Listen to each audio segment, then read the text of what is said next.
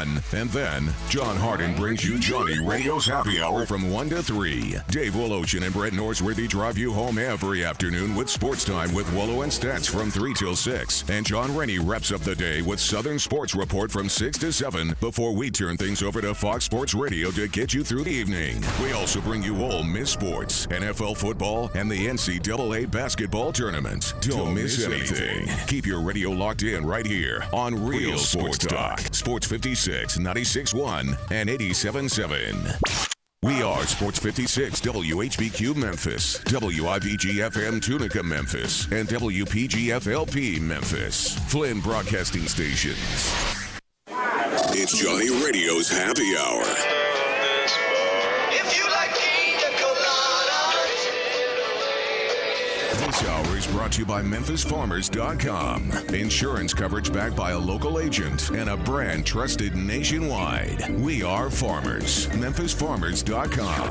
Check it out right here. Ladies and gentlemen, and now, The only man to give death a near Johnny experience. Johnny Harden.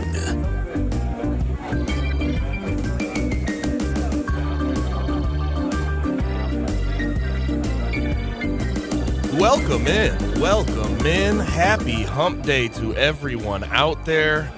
I'm Gabe Kuhn. I'm sitting in for Johnny Radio himself, and we're reminded this Wednesday that the weather's changing, man. It's changing. You gotta be healthy. Wash your hands. Get out there. Johnny is at home sick today. He will be tomorrow as well. But you know, me and Drew Barrett, Gabe Kuhn here, Drew Barrett on the other side, and we're going to drive this thing for you. We got a pretty loaded show. Obviously, it's a Fantasy Wednesday, so we're going to have our good buddy and fantasy guru, Jimmy McCormick, join us later at 2:05. So send in your questions, 67129. If you want to join the show at any point, hit us up at the First Bank text line, 67129, or the phone line, 360-8255. After that, 2:25, we're going to get to some Hardenwood. And then we have a little bit NBA, obviously, tonight. Grizzlies open the season. Season started last night. Absolutely. Rest of the teams get going tonight. Absolutely. The Grizzlies open up at Miami against the Heat, against Jimmy Butler. I think it'll be an interesting thing, but we'll get to that later in this first segment. Just think about how great of a stretch it is in sports. You know, I was looking at it yesterday, and from yesterday to Sunday, you could watch a different thing in sports each day and never watch the same thing twice. So yesterday you could have watched the World Series. So Today, what are you more interested in, though, right now? Because I think World Series is going to trump regular season NBA basketball. It should at this ultimately, moment. but I mean, you got to remember we're also in Hoop City. Oh, Not of really course. too And many people tied to the Nats or the Astros, unless you're Laddie down the hall. Like, I'm watching both. Don't get it. Don't. No, don't, I am. But that's just think about this, all right? So let's say we watched baseball yesterday. We watched NBA today.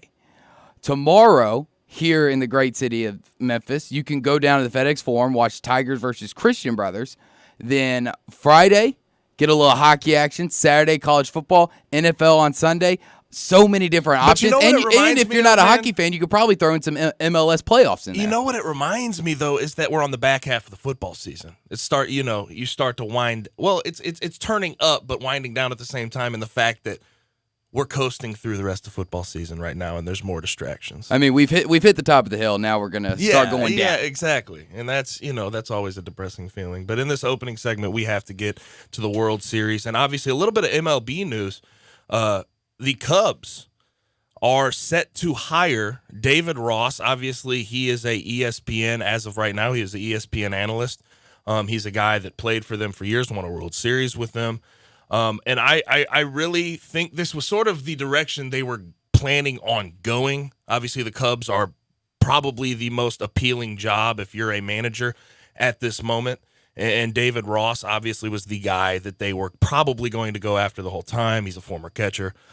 He spent years in the league. He seems to be sort of new age in the fact that he goes with the analytics. He figures it out that way. And I just think it's an overall good move for the Cubs. And it's been a move that we've seen a lot recently in Major League Baseball. I mean, with Ross now going to set to be announced on probably tomorrow officially that he got the job. You know, we see Aaron Boone in New York, Alex Correa in Boston. We see new school guys and guys that played for that team and made a huge impact for that franchise, and that's somebody that I think you want, a guy that, one, played for you, and two, has a deep connection to your franchise. And there's definitely a move away from the old school, the Dusty Bakers, the Clint Hurdles, the guys like that you just rotate in and out every time you need a new guy. Yeah, and they've sort of found out that doesn't necessarily work the way that they would want it to go. But obviously we had the first game of the World Series last night, man. And I am sort of dumbfounded by the outcome. Obviously, the Nats won 5-4. Obviously, the Astros are the biggest favorite in a World Series since, I believe, what was it, 07? I don't have the exact date here. Or the exact I don't year have here. the exact year, but it's been a good 10, 12 years. It's been a good minute. They are minus 235 favorites, and they lost the first game.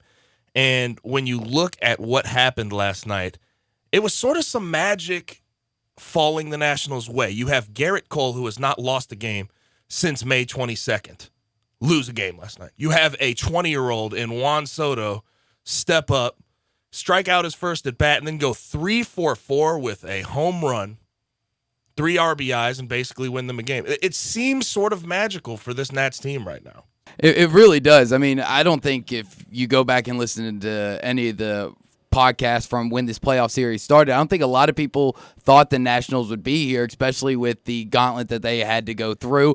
One, start off, had to win the wild card game, then having to play the Dodgers in a series of 5, and then play St. Louis, who seemed to kind of be on that magical type run because I mean, I didn't think swept like crazy. I thought St. Louis was going to be the favorite in that series because of how well they played against the heavy favorite Atlanta Braves.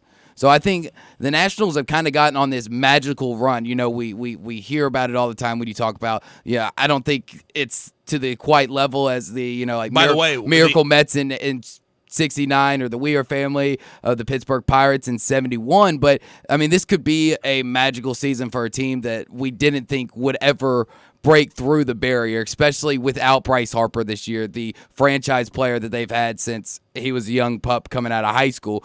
To not only get rid of him and somehow still make the playoffs, a franchise-changing guy, but now to make the World Series and only be 3 wins away, it's phenomenal. And I just don't think people gave the Nationals enough credit for what they had on that team going into the playoffs. And I know they were a wild card sort of in-game.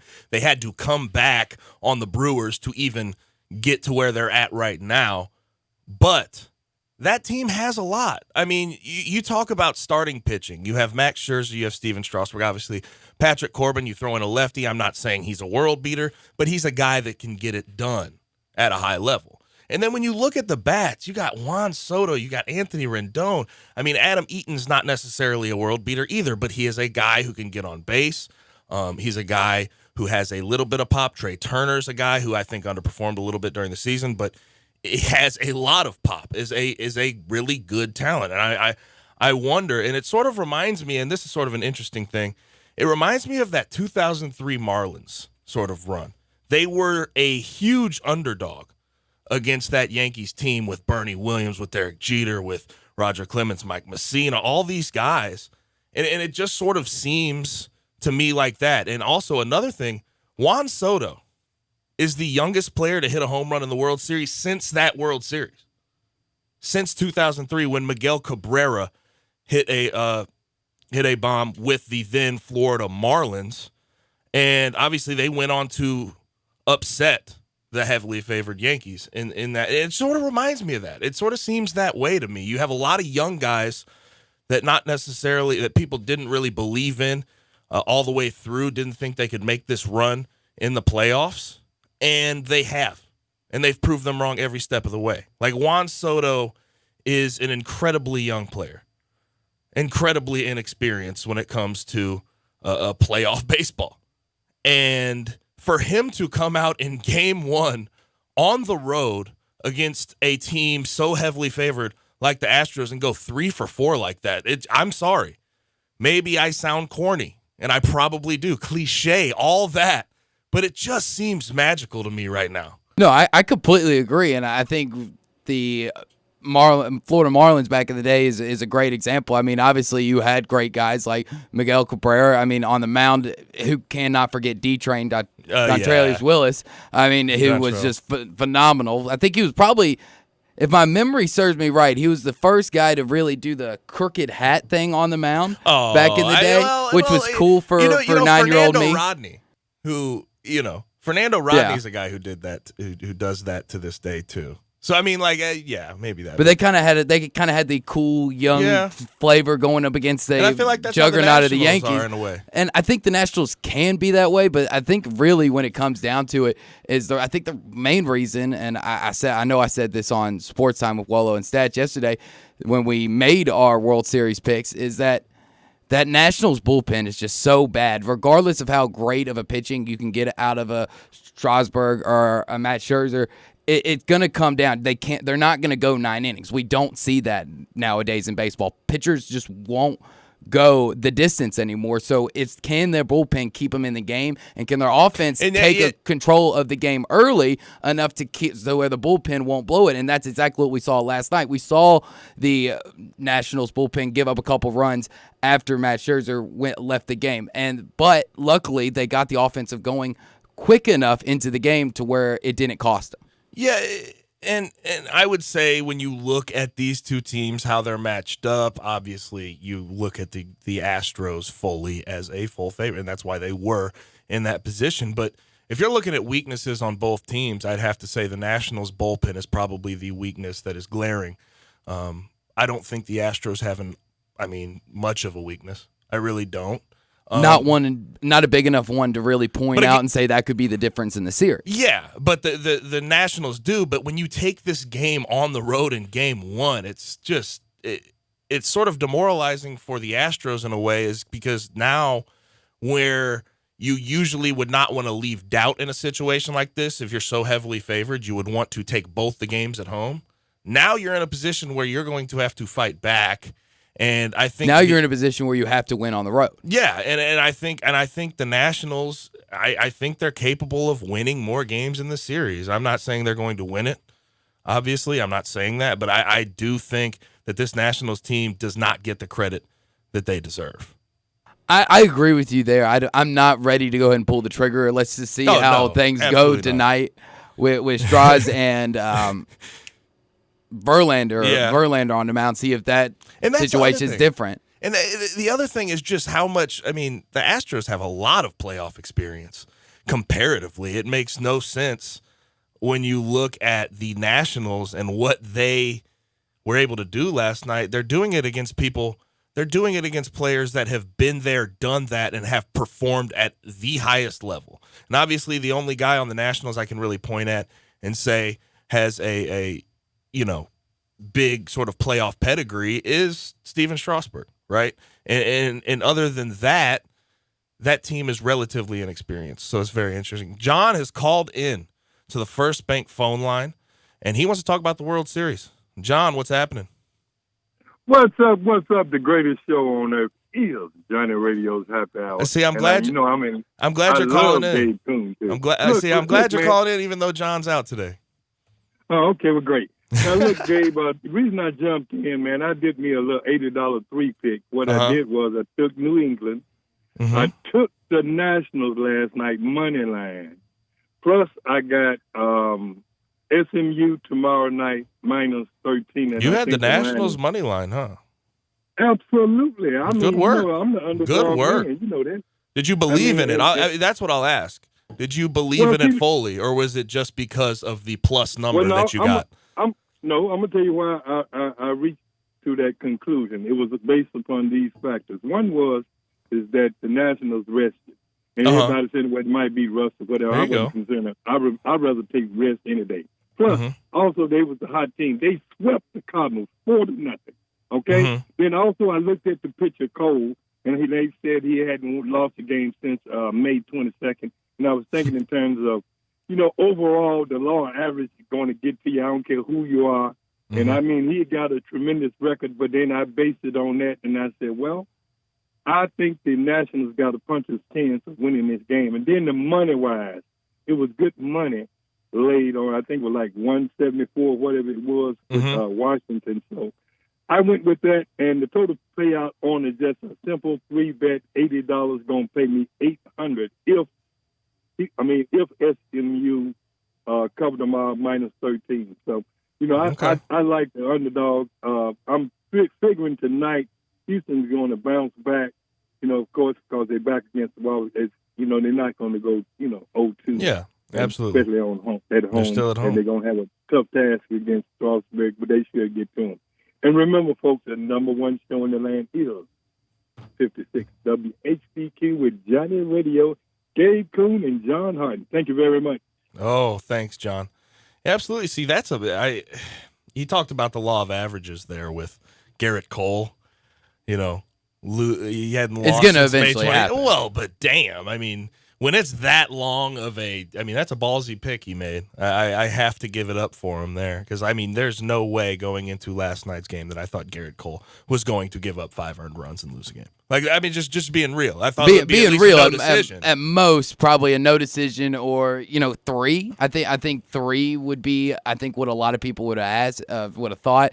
But 5, and that can win you a game when you've got great pitching, great starting pitching that can get you 6-7 innings and kind of take some pressure off of that bullpen. And that's the main thing this thing's going to come down to is how fast can Washington get the bats rolling. If they have to wait 3-4 innings to get the bats rolling, to actually get some hits, get some runners on base, to try to create something, it's not gonna work out for them because the Astros do have a good bullpen. They've got good players to relieve the great starting pitching that they have. So if you can't get the bats rolling, and that's what's, I think, really going to be the tale of this series, is how they have to get off to a quick start, kind of like they did last night, scoring 2 in the first 4. And when you look, tonight they play again. They will match off. It'll be at, looks like 7.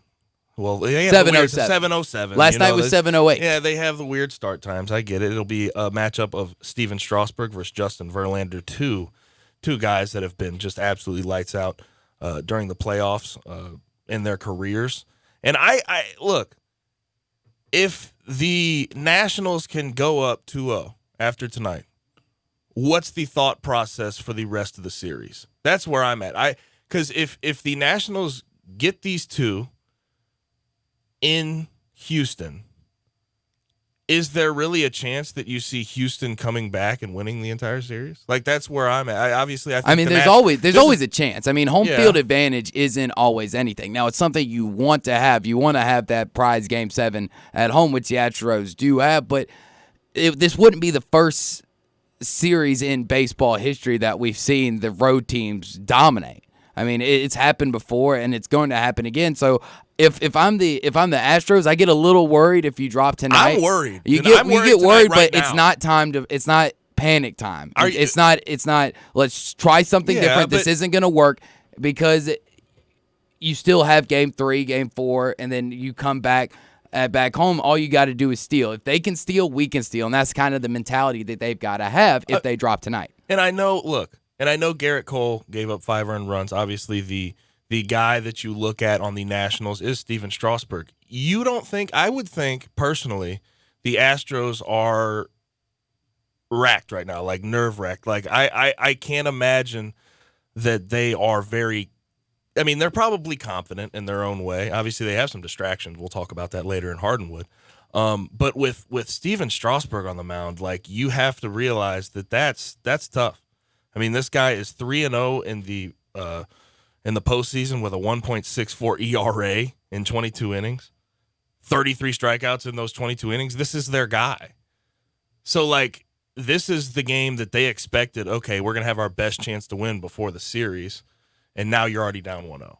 So you're not in the driver's seat as you thought you were, is sort of what I'm getting at. No, I get it, but I said I just don't feel like it's ready to panic. You lost 5-4. It was a tough fought ball game. It's not like you got blown out of the water and just thought, oh my goodness, this is a much different Nationals team than we thought. But that's a game you expected to have with Garrett Cole on the mound. You right? did. You expected to have a great game, which, scoring 4 runs is nothing to bat an eye at. And like I said, it's not like they got And blown out. I mean, Garrett Cole was able to, other than the 3 runs he gave up in the 5th inning, I mean, was decent. And certainly it felt like a must. It had to feel like for the Nationals somewhat of a must win if you want to go win this series. Yeah, because, I mean, if starting out on the road, you got to start on the right foot, and they started out on the right foot.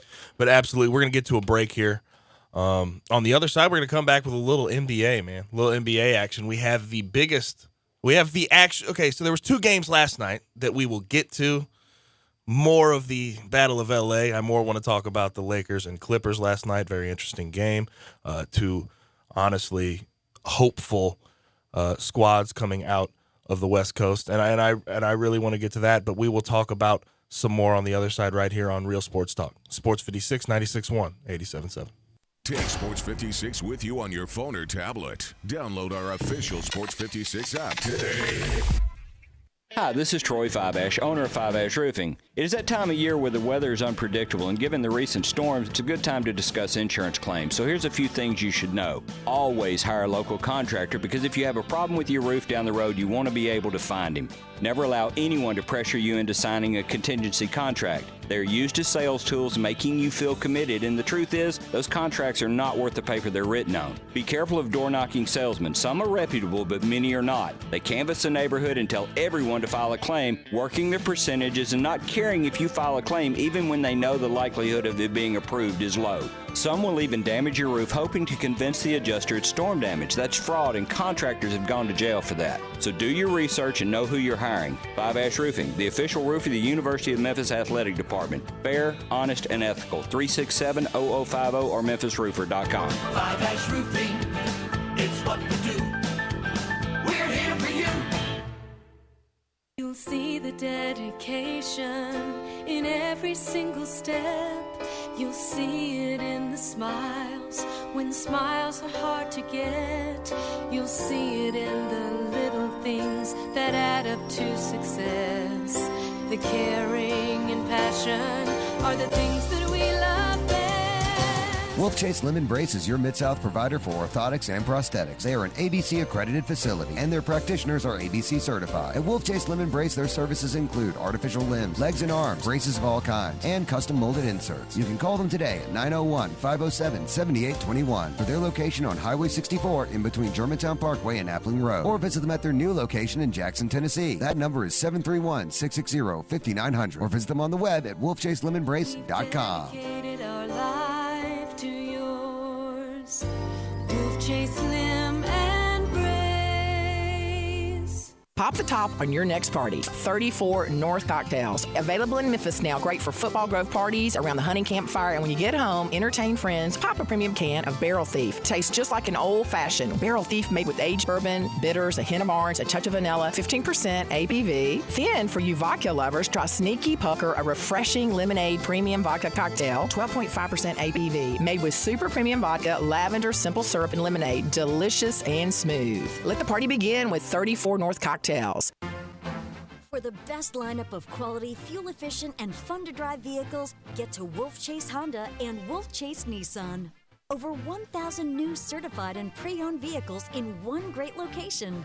Catch the savings now during our huge model year-end sales event. Score an amazing deal at Wolf Chase Honda and Wolf Chase Nissan and get to the game in style at Germantown Road and Highway 64. Family owned since 1981. It's car buying time now during Wolf Chase Nissan's Summer Savings Event. More cars, better offers, and bigger savings than ever before. Model year-end savings on every new 2019 Nissan in stock. Financing as low as 0% up to 60 months on select models for qualified buyers with approved credit through NMAC. Hurry in for exciting summer savings. And remember, if your car says Wolf Chase Nissan, you've got the best deal. WolfChaseNissan.com. Hewlett & Dunn, nestled on Old Town Square in Collierville, has 4,000 square feet of the largest boot selection in 200 miles. International boot legends Luke Casey, Double H, Red Wing, Ariat, Justin, and Tony Lama. Hewlett & Dunn has rubber hunting boots by Dry Shod, and recently has expanded the selection of safety work boots. Filson Hunting Gear, biggest selection in 3 states, and now carrying Duckhead. Western wear, hunting attire, jeans, belts, hats, and more at 111 North Center Street, Collierville on Old Town Square. You need to stop by Hewlett & Dunn? You bet your boots. Got something you want to get off your chest? You better have a backup plan. Want to join the conversation? Someone needs to tell him he has to grow up. Join us on the First Bank phone lines at 360-8255 or the First Bank text line at 67129. Now back to Johnny Radio's Happy Hour. Kick it over here. This hour is brought to you by MemphisFarmers.com. Insurance coverage backed by a local agent and a brand trusted nationwide. We are farmers. MemphisFarmers.com. Thick and thin, I'm your pusher man.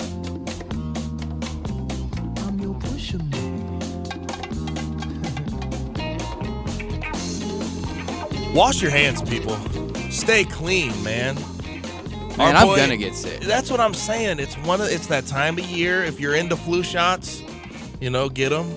But I know a lot of people that are sort of that non-vax. They don't trust in flu shots. And I heard a weird stat about like how 80% of the people that died from the flu last year got a flu shot. That's a very interesting statistic. But anyways. Well, I'm not anti-vaccination. Like, please get your kids vaccinated, please. But like, I'm going to get sick. I already know it. Like, it's going to happen because one, John's sick here at work, and then my fiance's sick at home. So like, fighting it at work and at home, it's going to happen. It's just when. And what's funny is like yesterday, John was talking at nauseum about how he was down in Tunica and a guy was up. He knew he was going to get sick. A guy was right next to him, wouldn't stop following him, who was sniffling, who was coughing on him, who was sneezing on him. And he just knew it, and voila. Here he is. But welcome. I mean, at that point, there's not really enough hand washing you can do or anything like that. No. But I do have something that I do every day, and it's an old wives' tale, but I really think it's worked because since I've been doing it for about a year and a half. I've only gotten sick, and not really that sick, only once. And I eat an apple a day. I really do. It actually works. I know it's a wise tale, but it does work. Try it. All right. Welcome back into Johnny Radio's Happy Hour. Gabe Kuhn, Drew Barrett sitting in for the man himself, Johnny Harden, at home sick. But last night was a very interesting night in the NBA. The former champion, the last year's champion, the Toronto Raptors, played and faced off against the sort of new-look New Orleans Pelicans. They won 130-122 in a absolute bar. I mean, that is a very high-scoring game. Pascal Siakam finished with 34 points. Fred VanVleet, which is just the craziest thing. Fred VanVleet with 34 points. This guy, I mean, I wonder, watching him last night, obviously he's a guy who ended up with 44 minutes, by the way, like played basically all the minutes. I wonder how good he's going to be this year. That's very interesting. Well, I think if you're a Raptors fan and you can see how well Fred VanVleet played last night, a guy that we really didn't know too much about. I mean, but like, till the postseason last year, and the fact that he started off the season this hot, this good, I think it's a good sign to say that wasn't just getting hot at the right sign. It wasn't fluky. Like, this guy can actually ball.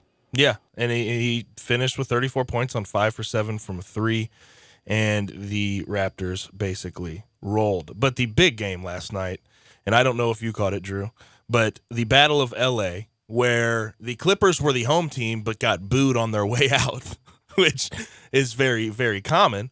I'm not saying it was the Clippers versus the Lakers. The Clippers edged out the Lakers 112-102.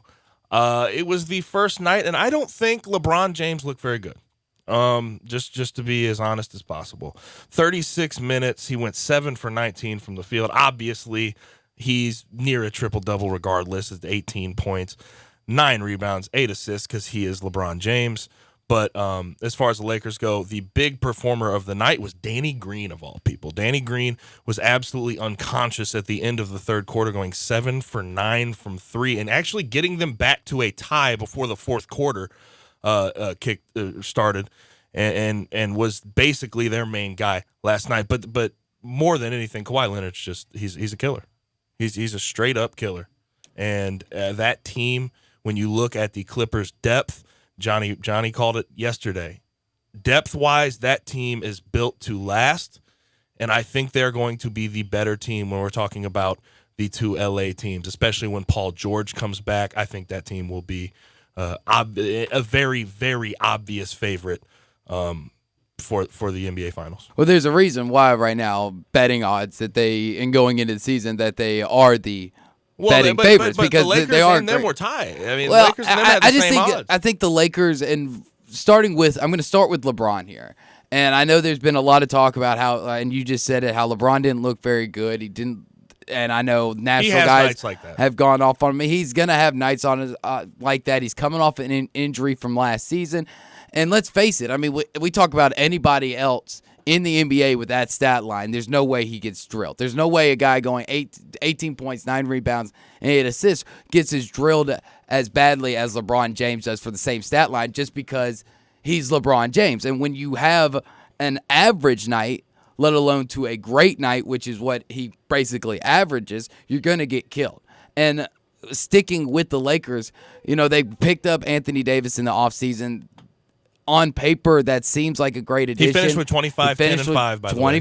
25 points, but how healthy is he going to be able to stay? And that's my biggest concern because AD's never been healthy. I mean, now he hasn't had the same injury bug concerns as a guy like Boogie Cousins, but he's had problems. He's had problems staying healthy. So when you're banking on LeBron James, and I hate to say it, but I think we can start saying an aging LeBron James. Obviously still in his mid-30s, but I mean, he's reached the top of the point, just like we talked about last segment. And he needs help, and obviously that's why you go get an Anthony Davis. That's why you keep Danny Green around, or go get Danny Green, so he can be a 3-point, somewhat of a specialist, a scorer for that team. But the big difference when I was watching last night between the Lakers and the Clippers, I mean, the depth is just very glaring. The Lakers have Troy Daniels, Jared Dudley, Dwight Howard, Kentavious Caldwell-Pope, who was, how do I say, like, I don't want to kill him, but, like, it was embarrassingly bad. I mean, he had 0 points in 27 minutes. And and he can't shoot. And you see these tweets online, well, maybe I think KCP is the worst player that gets 20 minutes a night. I mean, he was so bad last night, in my opinion, and it didn't get any better for him. But the point differential in bench scoring was ridiculous. The Lakers, they had Troy Daniels with 6, Jared Dudley had 6, Dwight Howard had 3, and Quinn Cook had 4. Whereas on the other side, the Clippers, with JaMychal Green, Montrezl Harrell, Mo Harkless, and Lou Williams. JaMychal Green had 12. Montrezl Harrell had 17. Mo Harkless had 10. And Lou Williams, of course, 21. And they're all relatively consistent in that play. I think Montrezl Harrell was a big key to last night's game. He was very physical. But when you look at these teams, I don't even know if the Lakers can keep up with them at any point during the season. I don't want to overreact because obviously we're one game into 82 right now. But we're talking about depth. Yes, and we it's are. only going to get worse from here theoretically if you're and obviously if theoretically, LeBron has a better night, it might turn out a little differently. He's going to have better Paul nights. George wasn't even playing. That's what I'm trying to get No, at. I get what you're getting. Yeah. But I don't want to just go ahead and write off the Lakers. I'm not writing them off, but I'm saying comparatively to the Clippers, I personally. I mean, do you think that the Clippers are realistically, after 82 games, going to finish head and shoulders above the Lakers from what you saw last night? From what I saw last night, absolutely. But, I mean, it's not going to be like that every game. I understand that. But I just think this Clippers team is leaps and bounds better, personally. I think they're better. I would stay away from leaps and bounds because we do know how good of a player LeBron James is. If AD stays healthy, we know how great of a player he is. Caldwell-Pope can play better. We've seen him play. We've seen him play better. Come on, we've seen him play better the last couple of years in LA with the Lakers. A crazy amount better. But we've seen it. It's not like he's going to go out and give you a donut for 27 minutes a night. Like he's going to score. He's going to contribute in some way this season. But he has had stinkers like that consistently throughout his career, and he's never been what they thought he would be. And that's sort of where I'm at. He's a non-shooting shooting guard, and it's like I don't know if he's any good. I mean, it just is very, very honestly. They're going to turn it around. I think they're going to figure it out. This is obviously not. I'm not trying to overreact. I think the Lakers are still, the top 2 team in the Western Conference. Like, I think they're a great team. I'd say top 3. You got to put okay. Houston in there. Okay, whatever. But the Clippers are really good, and they're better than I thought they would be. I thought the Lakers would have, I knew they didn't have the depth, but I knew from the start, player to player, I thought early in the season they would be able to get games like this and win games like this. But the Clippers coming out without Paul George and playing somewhat flawlessly, I mean, it was beautiful, like what they did last night. I just think the Clippers are a better team. I think that I get what you're saying. I think they are a better team. I think especially when Paul George comes back. But I'm not ready to really crown either one of these guys, teams at the Western Conference champion, and basically pencil them into the NBA Finals right now. There's still plenty of other teams out there. Yeah. How's Portland gonna bounce back after their good run in the playoffs last year? How's Houston gonna be? How's Utah gonna be with how's Mike Utah Conley gonna be? I mean, taking over that point guard position? There's still a lot of question marks out there to where I don't think, even though they like we've said, they are the betting favorites right now, I just think there are too many question marks out there to go ahead and after one game to say, yep, Clippers win it all. I mean, I know, and I'm not saying Klay that Thompson's either. down I'm not in. fully saying that. I just think they're a better team than the Lakers. No, I agree. I agree with you. But I think a lot of people today, especially if you look at Twitter, the national shows, there's overreaction. It's Kawhi Leonard who even needs Paul George at this point, and there's been so much overreaction to this game that. Well, we've only seen 4 teams play. Yes. Like, let's hold off till we see the other 26. There's been 4 teams, and it's an overreaction Wednesday, of course, because it was the first night of regular season NBA, and NBA Twitter comes alive, and people just absolutely lose their collective minds. But big slate tonight. The Grizzlies are taking on the Heat in Miami, in American Airlines Center. I am curious what we think here of the Grizzlies and their number here, and we're just going to do a sort of season prediction here. Over under for their win total is 27.5. Drew, where do we stand? I stand, honestly, personally, completely under. How far under though? I'm thinking. Greg Gaston said 22 wins. I think that's pretty on point. 22, 23 wins. See, I'm kind of thinking 27. I'm not saying anywhere but it's close still to under. You're still going to under. I'll go under by the half game, but I think we're going to get to see something out of this Grizzlies team. I don't think it's not going to be. It's a building year. We know it's a building year. We know probably depending on how bad the other teams below us are, we're probably going to be still in the lottery.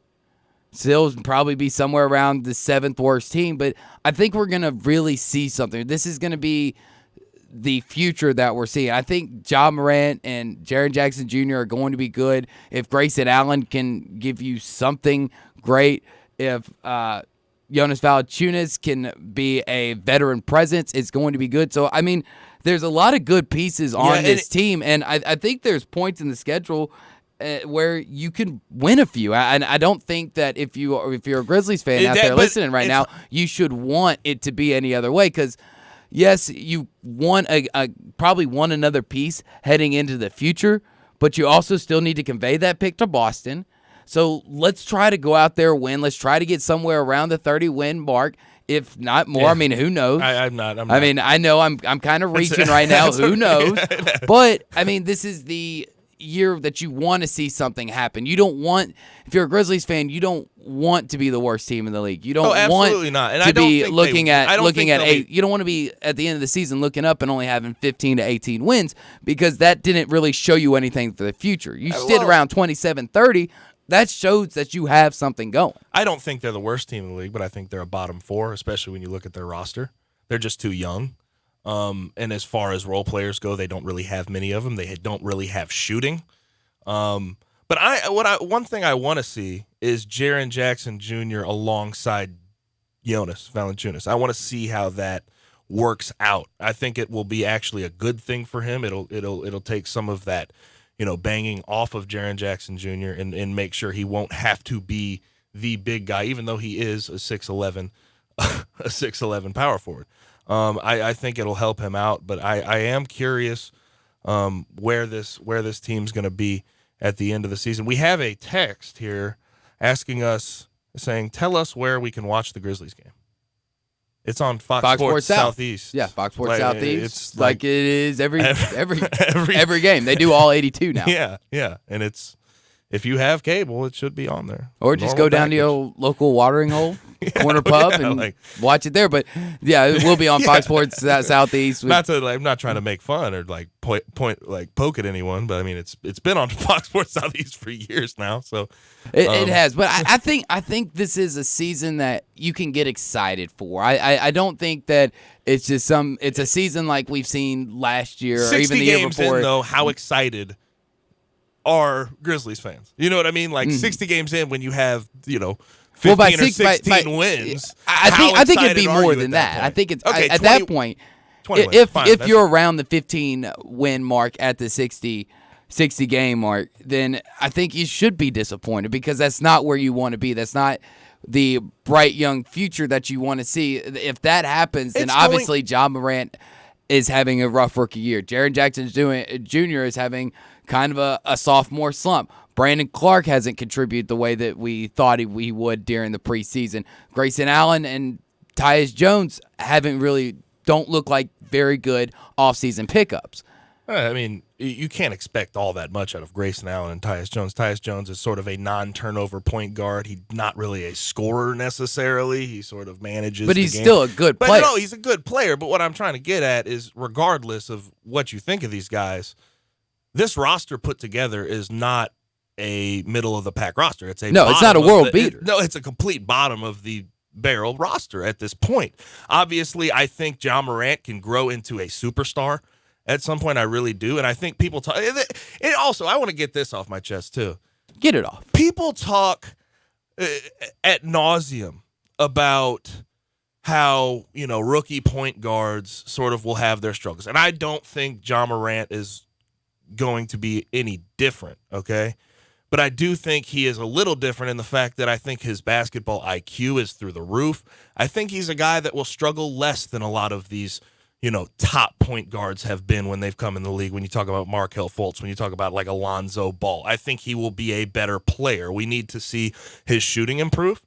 But I think he will be an exciting player, and I think he will limit mistakes more than people will give him credit for, if that makes sense. No, it makes perfect sense. And I think one reason difference than a lot of other first-year point guards, especially guys that we've seen enter the league within the last 5 years, is that he's not coming out of 1 year of college. Yeah, exactly. I mean, he was in college for 2 years, which means he's a year older, has a year more of experience.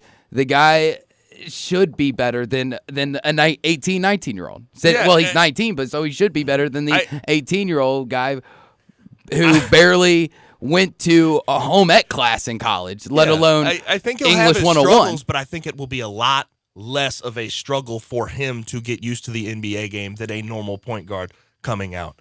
But we're going to come back. We're going to talk some of the NBA matchups of the night that you really need to watch. And obviously one of them, we have Mike Conley on his new team, the Utah Jazz. I know a lot of people are still sad that Mike's gone.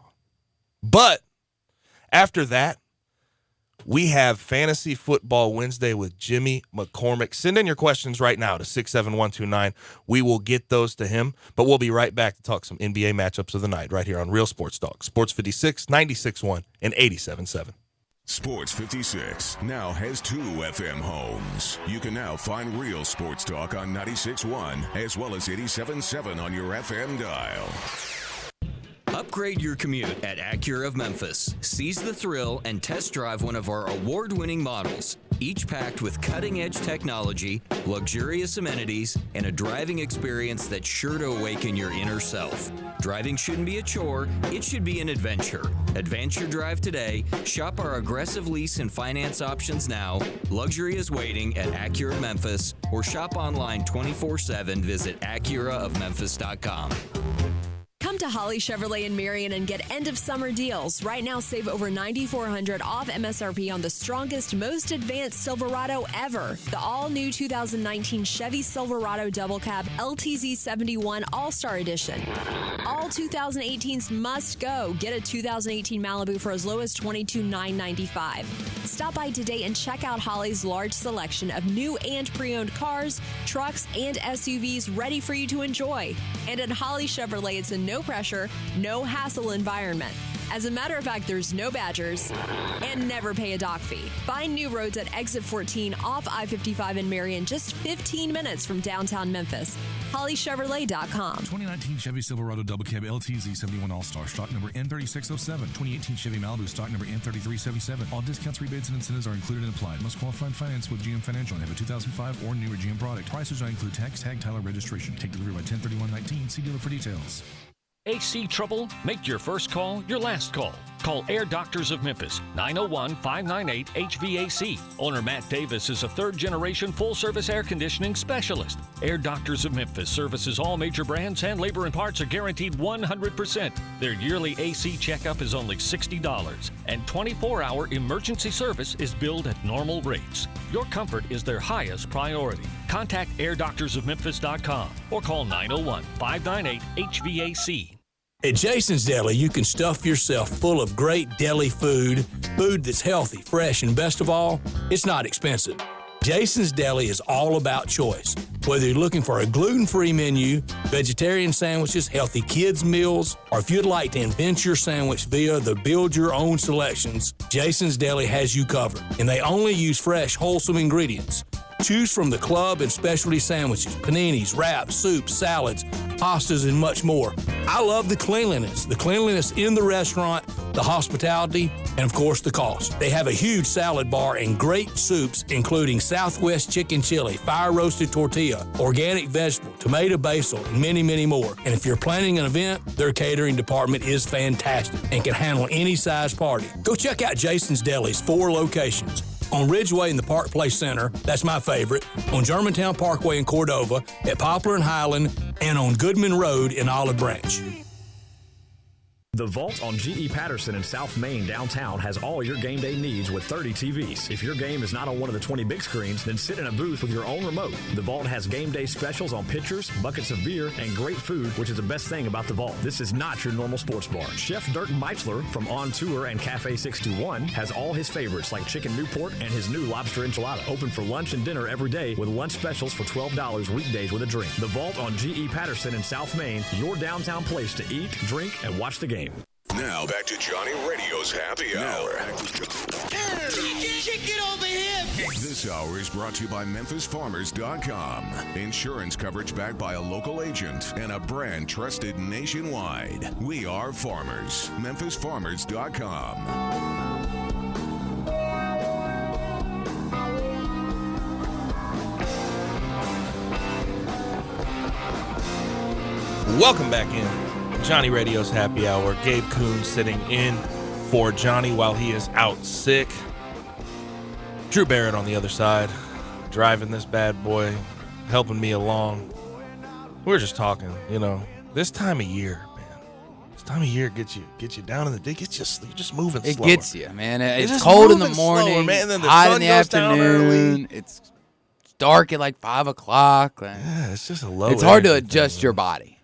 But yeah, we're going to, at the top of the hour here at 2, talk to Jimmy McCormick about fantasy football. Send in those questions, 67129 to the First Bank text line, and we will get those answered. But NBA tonight, we talked about the Grizzlies going to Miami to play the Heat. Jimmy Butler will be playing. The only questionable situation for the Grizzlies, I believe, is Jonas Valanciunas. But I know it's not questionable. It's probable with foot soreness. They do it different than how they do it in the NFL. I always get confused with like the injury protocol and everything like that with the NBA. It's like probable. Like, why do we even need to say probable? Why can't we just say yes or no? Yeah, just say yes or no. Like, game time decision. Or just say questionable game time. That's fine. But like probable is like, so like, you're saying he's gonna play. Is he gonna play tonight? Probably. I don't know. Yeah, probably. Exactly. Your guess is as good as mine, dude. But some of the games tonight, obviously not all of them are very fun to watch. Not all of them. but there is one tonight that I'm keeping my eye on in the Western Conference. Actually, two. Utah is at home against the Thunder, and it's Mike Conley. It will be his first game as a Jazz player, and I think that team is one of the most underrated in the NBA. And I think they're going to surprise a bunch of people because Mike Conley is more of a playmaker than a lot of NBA Twitter, NBA people give him credit for. And you look at what they have in, Rudy Gobert. You look at the people they have on that squad already. I just think that team's going to be good. But obviously Denver and Portland are playing tonight in the late game on ESPN, and that should be a good one. That was a great series last year in the playoffs. I really liked what I saw. I think, Dame, CJ McCollum, you got Jokic on the other side, you got Jamal Murray. I think that will be the best game of the night. I really do. I think Denver is one of those surprise teams because there's really not a superstar on it. When you talk about all these Western Conference teams, and especially, I think it's even more relevant in They're the put East, together well. that it's a superstar driven league, and when you're a team like Denver where you don't really have that superstar, that standout guy, then you're just a solid team, and it shows that you can still win in a superstar-driven league as just playing good team basketball. I mean, kind of like the Hawks did, a couple years back before they imploded. I mean, that Denver reminds me of the Hawks of the West from a few years ago. Yeah, and I think the Jazz and the Nuggets sort of have a very similar makeup in the fact that they have a lot of guys. They're not necessarily the biggest superstars in the world, like with the Jazz, Mike Conley, Rudy Gobert, Donovan Mitchell, Joe Ingles can shoot lights out, Jeff Green off the bench. There's some guys on that team that just play their roles within it. And it's sort of the same with the Nuggets in the fact that you have guys the likes of Jokic and Jamal Murray and Will Barton. I'm curious. Malik Beasley's another one. Paul Millsap, Gary Harris. But is Bol going to play this year? Is he going to get any minutes with that team, with the Nuggets? I doubt it. Yeah, I mean, I just don't see it, especially when you have Jokic sort of starting. A game that I'm really looking forward to watching tonight is Boston at the Sixers. That's a great season the opener. Conference side. That's but, a good one. I mean, how well is Kemba Walker going to be able to come in from Charlotte and mesh with this team? I think you still got plenty of talent even without Kyrie Irving there. I mean, between Gordon Hayward, Jason Tatum, Jaylen Brown, I think even a great six-man, a couple of good six-men off the bench between Marcus Smart and Enes Kanter. Okay. Then I think that can be a big team in the East this year. Kemba Walker, is he going to bring that team along better than Kyrie Irving did just a year ago? What do you think about that? I think he will. I think he fits in better with the Brad Stevens team mentality, where Kyrie and I know Johnny's talked about it all the time, how Kyrie is a Robin who wants to be a Batman. They're a 49-win team last year, is what I'm getting at. Do you think they can go past that with Kemba? I think they break the 50. I think they break the 50-win marker this year. I think they would probably finish somewhere around 52, 53, possibly even getting up to 55. But I think Kemba Walker, I mean, yes, is he a guy that kind of had to do everything while he was in a Hornets uniform? Yes, because Charlotte is just terrible. Now I think that takes some pressure off of him, and I think he's more of a team player than Kyrie Irving ever was and honestly ever will be. And I think that just fits in better with the guys like Jaylen Brown and Jason Tatum, Gordon Hayward, guys that are known as being great players, but also good teammates. Not really give me the ball, get out of my way, and watch the show type of guys. Kemba Walker can be that type of guy, but he's not necessarily, and he doesn't have to be good. Whereas Kyrie Irving is one of those, give me the ball, get out of my way, and you can watch the show. Speaking of Charlotte, I still don't understand what MJ Michael Jordan was talking about when he said Stephen Curry was not a Hall of Famer. Like that It's so confusing. I'm gonna take the Magic. I'm gonna hope Magic Johnson's right. That he said it because he didn't want to, because he thought he might get fined by the NBA for tampering. That's what Magic Johnson came out and said and defended MJ's comments. Seems pretty weird. I'm gonna hope. I'm hoping that's what Michael Jordan.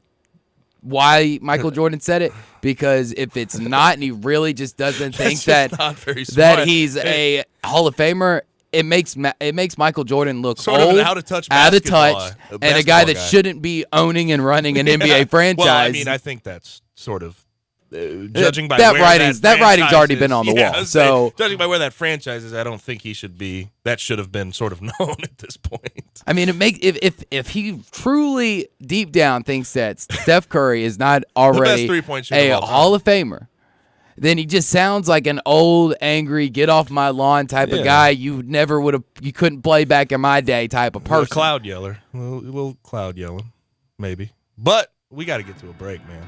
On the other side, I know your fantasy football team is. I mean, at this point in the season, I know I'm hurt. Okay, so we have Jimmy McCormick on the other side for our Fantasy Football Wednesdays to take you through what you need to do to win. We're going to have a little conversation about the trades that went down yesterday as well. A lot of guys changing teams, and a lot of teams making themselves a whole lot better. But send in those questions to the First Bank text line 67129, and we'll be back with Jimmy McCormick. The lunatic is in my head. What would you like to be better at? Dancing. Poker. Yoga. According to a study, CVS customers are better than most at something important, staying on prescriptions, which tends to make you healthier. So get a free prescription savings review, plus earn up to 50 extra bucks rewards each year for filling. Because of the things you could be better at, staying healthy tops them all. Treat yourself well at CVS. Terms and conditions apply. Not all prescriptions eligible. See our pharmacist or cvs.com/RX savings or /RX rewards. It's happening. Wherever plays are being made, tickets are being sold, and fans are lining up. ADP is designing a better way to work. With industry-leading HR, talent, time, benefits, and payroll, more companies rely on ADP than any other HR partner to help step up their game. From small business to global enterprise. See how ADP can help you and your people achieve what you're working for at design.adp.com. ADP, always designing for people. One of the things you can expect from a great diner is great milkshakes, and Third and Court delivers. Like everything else they do, Third and Court takes the classic concept and makes it something new and special. The Elvis has vanilla ice cream, Reese's Cups, banana, and candied bacon. That's right, candied bacon. The King has strawberry ice cream, seasoned berries, mint, and lime. The Triple Double Malt has chocolate ice cream, Whoppers, Ovaltine, and cherry syrup. And if you want to make them really special, for just a little bit more, you can add bourbon or rum. Third and Court, a great diner. You know when you gotta be somewhere, it's like really urgent. You don't want to do it over the phone. Some things just can't be said with an LOL or an OMG. Some things just need to be done IRL. So you get in your Nissan Altima and drive. Feel the VC turbo engine instantly react to give you more power and efficiency, so you can get where you need to go.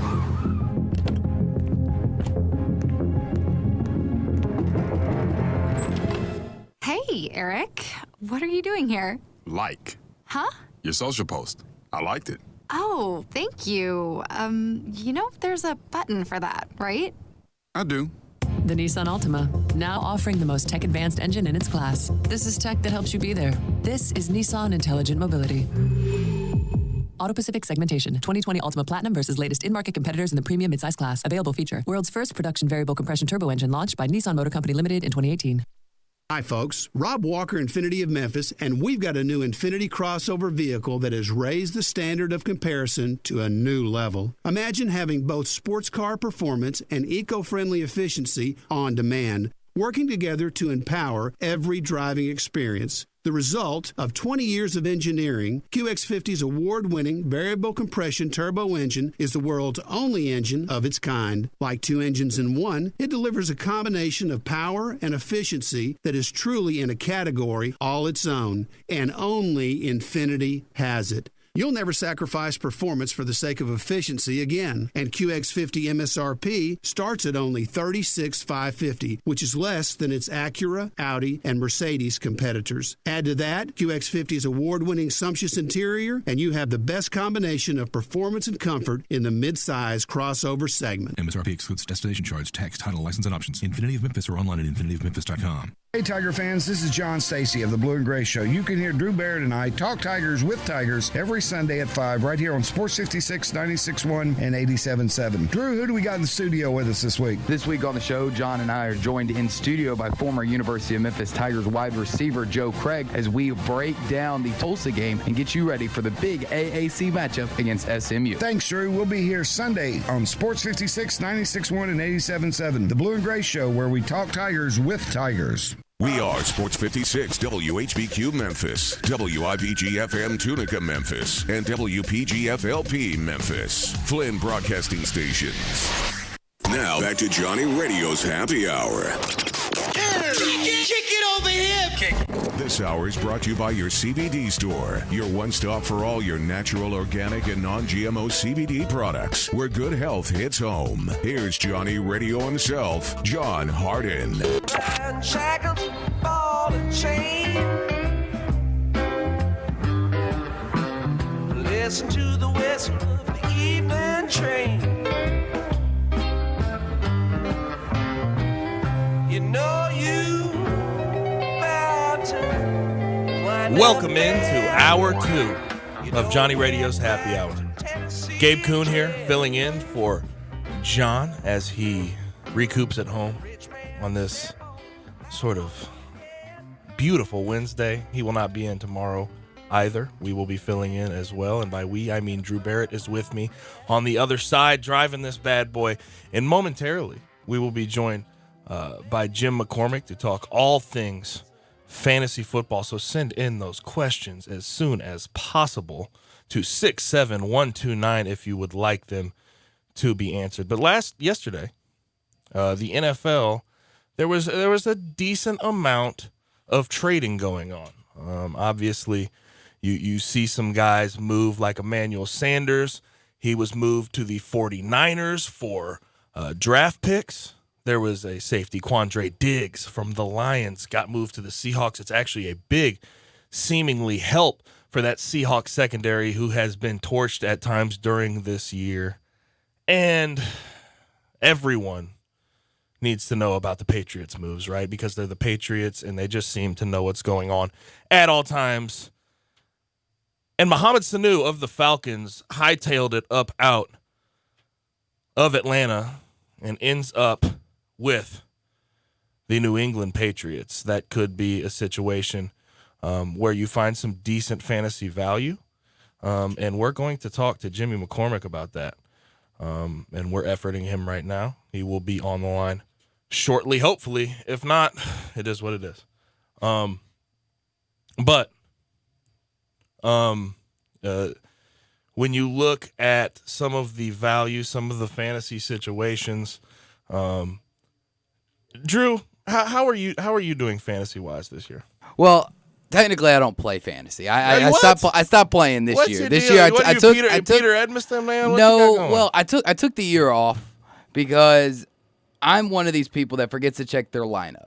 And it was even worse when I tried to do NBA and baseball because that's something that you have to literally check every day. So I figured I did fantasy. Man. I know I did it for 5 years, and I was one of these guys. I went to the in-person drafts every year. I took it seriously for about 4 weeks. You see, you're the guy that gives up at the end of the season. And then I got distracted, and I just forgot. So I would kind of just take off 5 weeks, and then somehow 4 out of the last 5 years that I did this, I still made the playoffs. in the last 4 weeks this season, went 4-0 You're pretty blowing much smoke. every time, and I've squeaked into my playoff. I promise you. I promise you it happened. You can promise me. I'm not believing And it. I bet Jim McCormick's got some great picks. If you're a person like me that you're like, oh, crap, I do have a fantasy team. Oh, I got to do something. I bet he's got the picks for you. Yeah, and I have to ask him how his freaking Eagles are doing because they look out of sorts. They got absolutely smoked by the Cowboys on Sunday Night Football, 37-10, and I'm sure he has some very, very interesting things to say. But these trades yesterday were actually very interesting. When you look at Quandre Diggs of the Lions going to the Seahawks, there was a lot of his teammates that chimed in and were angry. Darius Slay was one of them. He used expletives all over social media, and it was not just him. It was not just him. There was other guys on that squad very mad. Obviously, with that Lions team, you think that they're sort of in a situation where they could contend right now, and I think they have that ability. But when you trade away a guy like Quandre Diggs, you put yourself in a situation that's just it sort of looks like you're not trying to compete, and I don't think anybody in that locker room appreciates that, and I just don't think that's a good situation. Like I said, Jimmy will be joining us shortly, hopefully. We're trying to get him on the line. We're efforting him in every single way possible at this moment. But we're getting close, I'm sure. I'm sure we're getting close, Drew. I'm sure we're getting close over there. But when you sit back and relax and have a little fun, man, I'm wondering if we can't get Jim, we'll just talk about it ourselves, man. We'll just talk about it ourselves. I mean, like I said, I'm not a fantasy expert, Yeah, you but are. I'll keep trying to call. You say you make the playoffs every year. You got to be a fantasy expert, right? Kinda. That's I how mean, that works. I wouldn't say an expert. I'd say master at catching up, because that's probably the only way that I did it. And I probably had some favorable matchups against people whose seasons were probably already down. But it just sounds better when you say, yeah, didn't even care for half the season, still made the playoffs.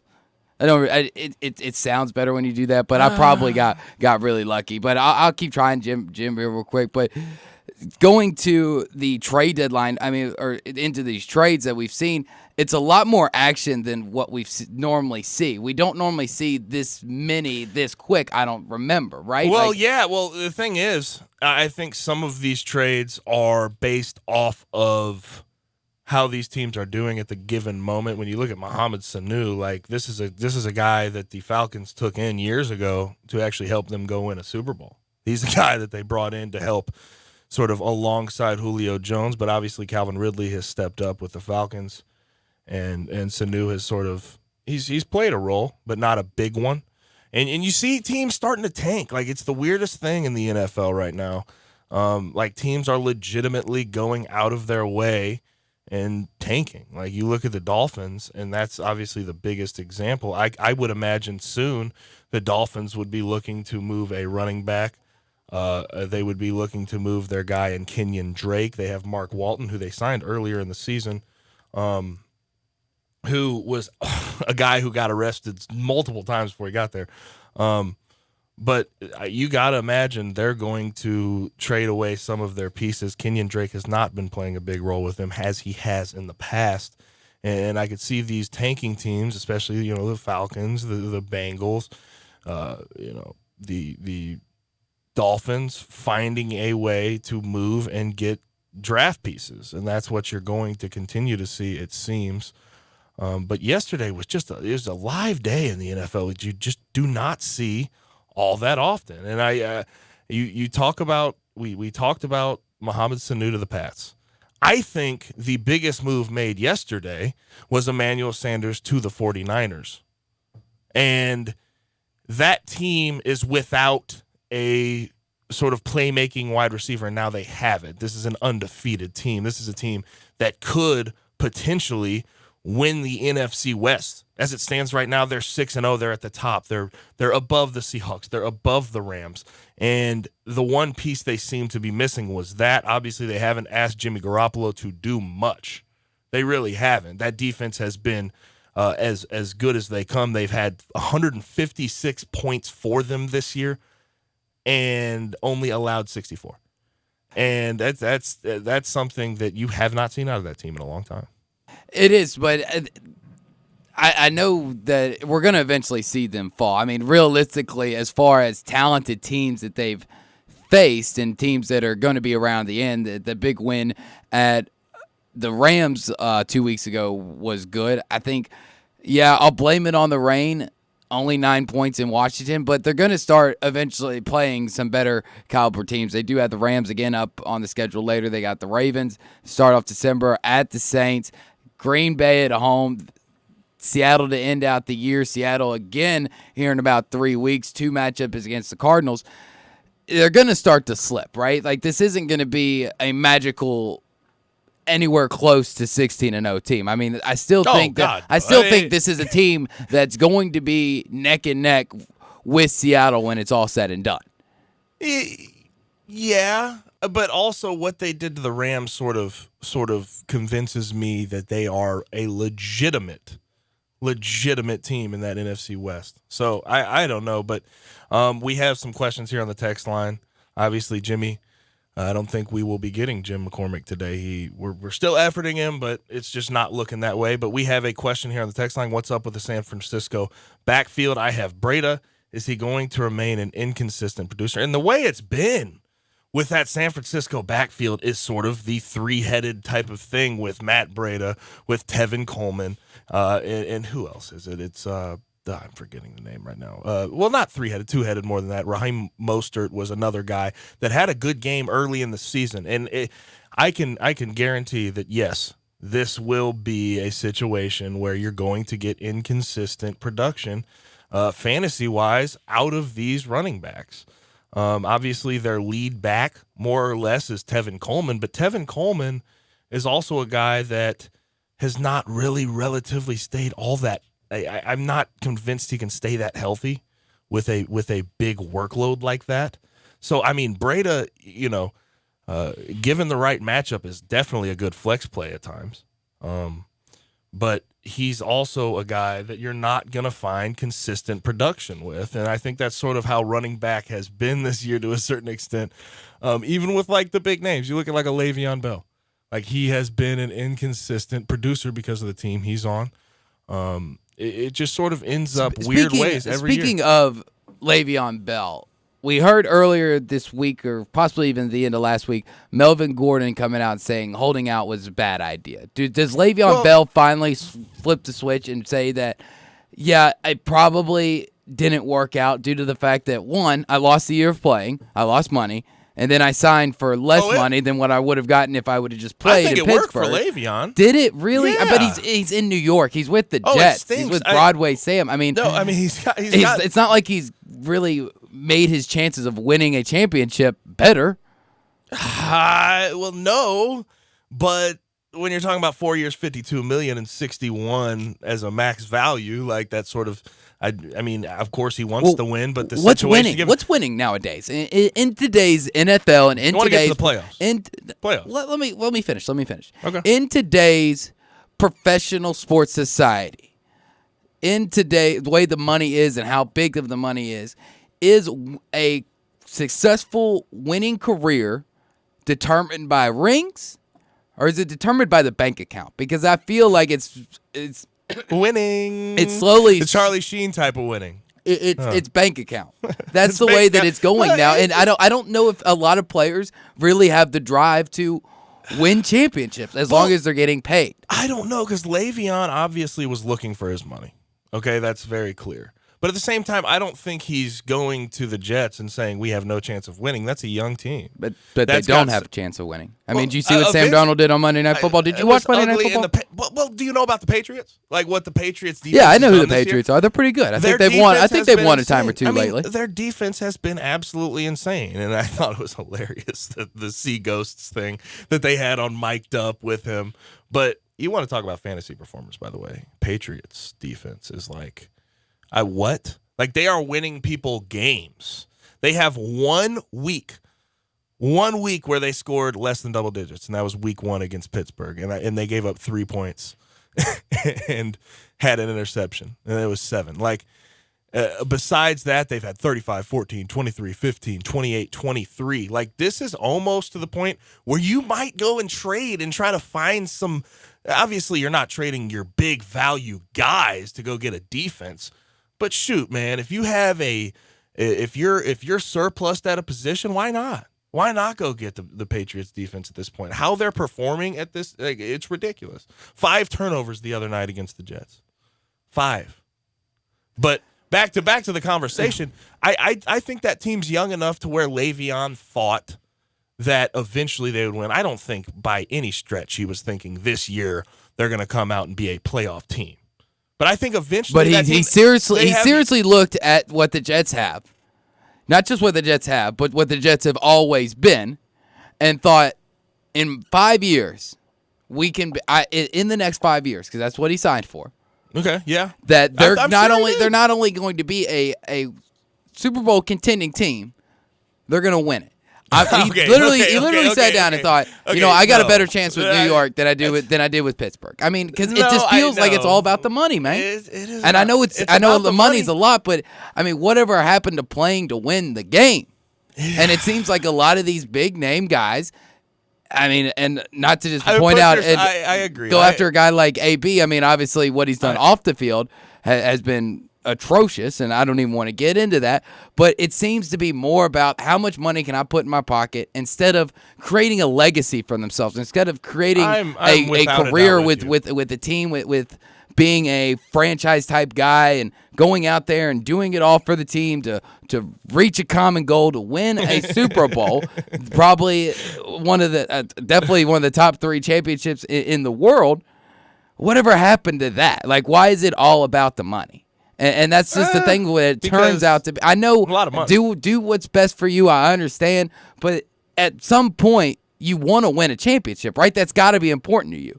You play to win the game, so why not eventually set yourself up for a chance to do it? Would you not want to get paid what you're worth, though? That's sort of where I'm at with Le'Veon, and I think Le'Veon has been really good about how he has conducted himself through this whole thing. Obviously, the holdout is a holdout. People hold out, okay?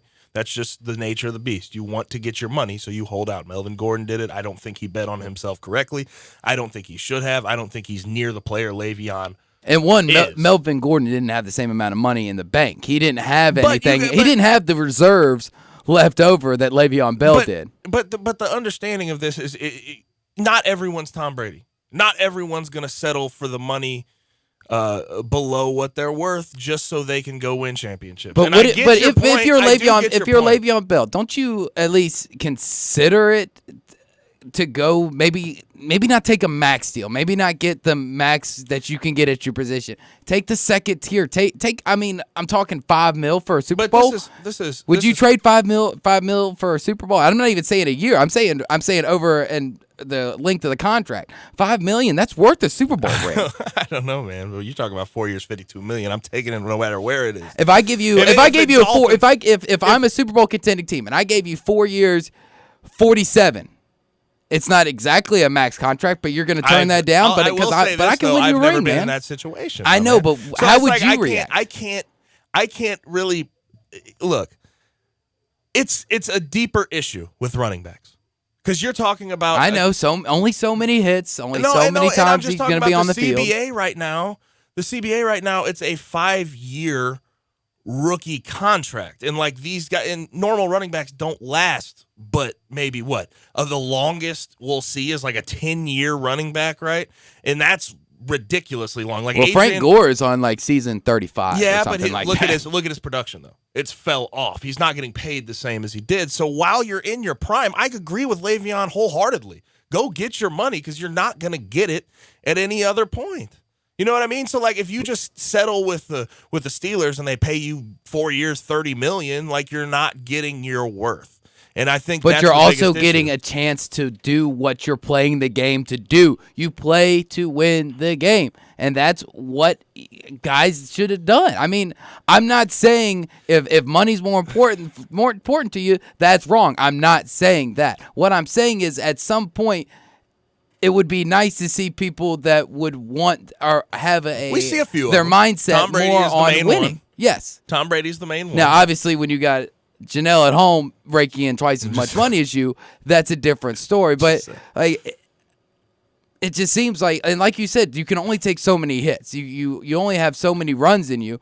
Why not use that time to win a championship as well as getting paid? You're still getting paid life-changing money. Let's not act like $52 million is not a lot of money. Let's not act like $40 million is not a lot of money. This is still life-changing money. I mean, his regardless. rookie contract was probably that's life-changing money. I'm not saying that, but what I'm saying is like eventually. And you're already getting the life-changing money, so why not also try to get the ring? I wholeheartedly agree that there's less of people going to try to win. I wholeheartedly agree with that. But again, if I'm in their position, I can't say I do anything different. I really can't. I'm taking the money that's on the table for me that I feel like I'm worth. And at the end of the day, that's what a lot of these guys do, because the NFL is not notoriously nice to their players. Let's just be real. Like, at some point, you have to be selfish. You have to be selfish and go find money for yourself. Whether you think you're going to win, whether you think you won't. I'm not saying – I don't think Le'Veon thought in the first 2 years he was with the Jets that they're going to win anything. But he thinks it's going to happen in 5. I just don't think he thinks they're going to be the worst team in the league for all that long. I don't know, though. I feel like they have bigger, deeper issues, man. Like they have issues that ain't gonna be fixed until front office members are moved. Front office members are out of the position they're in. And that's what I'm trying to say. Like 5 years. I mean, what is he going to do after 5 years? I mean, 5 years. We're looking at him probably having 2-3 years at the most.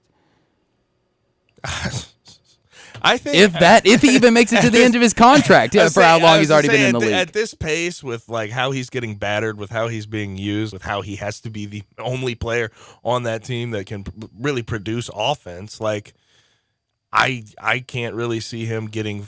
In hindsight, probably wasn't the best decision to pick the Jets. Still the money, man. Like you could say what you want, but the money's still there. But we have to get to a break. We're going to come back. We're going to get to some Hardwood on the other side right here on Real Sports Talk, Sports 56, 96.1 and 87.7. Start your day with the Peter Edmiston Experience with CJ Hurts right here on Sports 56, 96.1 and 87.7. Hey fellas, Bill Russell here at Russell Brothers Fine Jewelers, and I want you to think about something for just a second. When was the last time you totally surprised your wife or your girlfriend with something nice for no reason at all? Not a birthday, not an anniversary, for no reason other than to show her how much you care about her. For almost 35 years, I've been helping Memphis men show their ladies the deep appreciation that they have for them and how grateful they are to have those girls in their lives. Birthdays and other occasions, well, gifts are expected, but a lot of times the unexpected presents given for no reason other than love have the most impact and say the most to her. Those gifts say you care all the time, every day. At Russell Brothers Jewelers, we've been helping men say I love you for a long time. The size or the price of the gift most times is of little importance. It's the thought you put into it that will make her smile. Come see me, Bill Russell, at Russell Brothers Fine Jewelers. Let me help you find just the right thing, large or small, that will let her know how you feel. The Vault on G.E. Patterson in South Main downtown has all your game day needs with 30 TVs. If your game is not on one of the 20 big screens, then sit in a booth with your own remote. The Vault has game day specials on pitchers, buckets of beer, and great food, which is the best thing about the Vault. This is not your normal sports bar. Chef Dirk Meitzler from On Tour and Cafe 621 has all his favorites like Chicken Newport and his new lobster enchilada. Open for lunch and dinner every day with lunch specials for $12 weekdays with a drink. The Vault on G.E. Patterson in South Main, your downtown place to eat, drink, and watch the game. Hi, folks. Good news for bargain hunters and bandits from the Chevy Sheriff in Collierville. Sunrise Chevy has over 500 Chevys and used cars in stock just in time for the Sunrise Low Price Rodeo. Factory rebates up to $5,000, Sunrise discounts high as $8,000, and don't forget, Sunrise specializes in secondary financing. Need a good body shop? Bring it to Sunrise. We work on all makes and models. Remember, you can bring your Chevy to Sunrise for service no matter where you bought. Buy American and buy from Sunrise. There's always a sale at the Sunrise Chevy Ranch. Find new roads to 385 in Houston, Levy, and Collierville. Chevys cost less at Sunrise, partner. Pop the top on your next party. 34 North Cocktails. Available in Memphis now. Great for football grove parties, around the hunting campfire, and when you get home, entertain friends. Pop a premium can of Barrel Thief. Tastes just like an old-fashioned Barrel Thief made with aged bourbon, bitters, a hint of orange, a touch of vanilla, 15% ABV. Then, for you vodka lovers, try Sneaky Pucker, a refreshing lemonade premium vodka cocktail, 12.5% ABV. Made with super premium vodka, lavender, simple syrup, and lemonade. Delicious and smooth. Let the party begin with 34 North Cocktails.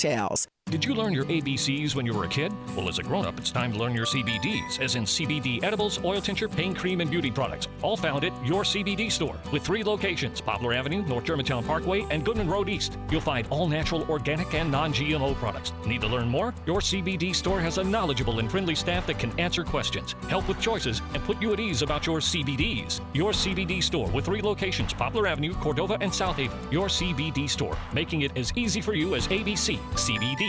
Got something you want to get off your chest? You better have a backup plan. Want to join the conversation? Someone needs to tell him he has to grow up. Join us on the First Bank phone lines at 360-8255 or the First Bank text line at 67129. Now back to Johnny Radio's Happy Hour. Kick it over here. This hour is brought to you by your CBD store, your one stop for all your natural, organic, and non-GMO CBD products, where good health hits home. Here's Johnny Radio himself, John Harden. Shackles, ball and chain. Listen to the whistle of the evening train. Woo! Welcome back in. Johnny Radio's Happy Hour. Johnny's out for the day. Gabe Kuhn sitting in for him, as well as Drew Barrett. And we're having some fun right here in the Family Leisure studio. Obviously, we efforted our guy Jimmy McCormick all we could, but he is having some issues, so we have to move on. And now it's about time. It really is about time. And Drew, let's get to Hardwood. This is Access Hardwood. Look, there's a lot of times when PR, public relations people do a bad job. But I think what has happened with the Astros and Brandon Taubman is one of the craziest, horrible situations that I've seen as far as PR goes in a long time. Brandon Taubman, of course, is the assistant GM for the Houston Astros. They clinched a World Series berth, obviously last week, and during the celebration, Brandon Taubman decided that it would be okay to sort of go after a woman who has been very critical of Roberto Osuna, their closer, who was suspended 75 games last season for a domestic violence situation. He thought, Brandon Taubman this being, that it was okay to go up to this woman and repeatedly talk and repeatedly say, "I'm so glad we have Roberto Osuna. I'm so glad Ozuna's with us. If we didn't have Ozuna, we'd be in trouble." That's a problem, man. You cannot That's a huge problem. do that. The thing is, and then they come out and Brandon Taubman issues a apology, right? And he mentioned about how this is where the PR nightmare Well, part before he comes. even apologized, the Astros came out publicly and said it never happened. Well, yeah, but the thing is, when he came out and apologized, that's when the PR nightmare really, really took off, is the fact that he said, "Oh, I used some choice language, but I didn't do that." But why are you apologizing then, is my question. I don't apologize for things I didn't do. Yeah, exactly. So he's apologizing basically for something that, quote unquote, didn't happen according to the Astros. And I don't understand the thought process. This is a really bad situation. You cannot be tone deaf enough to really say this in front of a woman who has been critical, who wears a purple wristband around her wrist to support victims of domestic violence. Come on now. Brandon Tallman, I wonder where this is going to end, because this is a guy who has sort of put himself out there to the point where you could make a move and have to make him step down. You know what I mean? This is I completely understand, but I don't think it might not end up that way. And I think it all depends on how this series goes. I think Astro and I know so this winning, I know, you forgive everything. I know this is bad to say, but I think it's ultimately true, especially with how short our attention spans as a society is nowadays.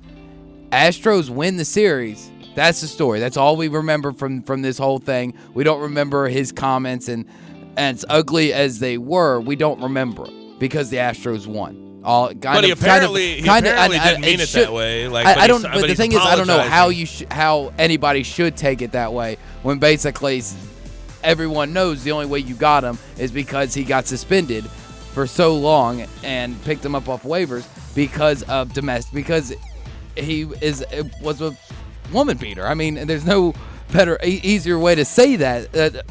He hit somebody, you don't go out there and you don't brag about it. Yeah, you don't rub it in a woman's face. This is the lowest.